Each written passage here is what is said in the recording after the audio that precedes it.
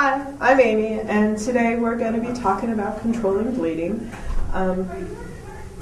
Nita here, we're going to suppose that she has a wound to her arm. First thing we're going to do is if somebody is bleeding, it's always good because you never know whether or not somebody's body fluids are infected, so you want to treat all blood and body fluids as if they are infected, even if you know the victim. So if you have gloves, it's great, don a pair of gloves. If you don't have gloves, you can ask the victim to go ahead and press their hand against the wound.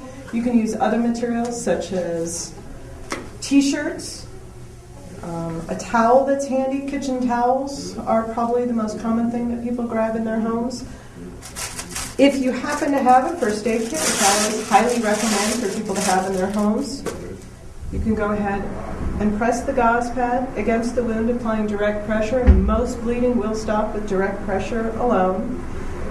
In order to secure the gauze, it's always nice to have a roller bandage. You place the roller bandage against the wound and gently roll it around until you secure the gauze.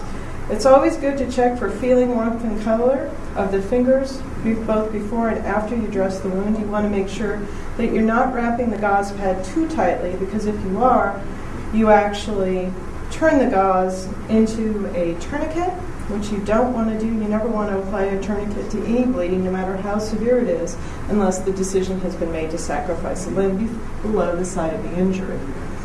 Once you've secured that, and it's always nice to keep the arm elevated, it helps control the flow of blood, try and keep that direct pressure on the wound. If that's not working and it's still bleeding through, you can also, especially with the wound in the arm, there's an artery inside the arm here, and you can find that artery by feeling for the pulse with your fingertips and press that artery against the bone.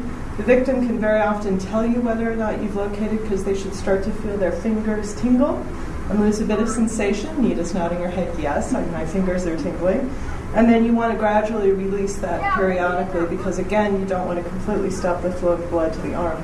You can also apply another gauze pad and have, if you can hold that arm for me. Feel comfortable doing that?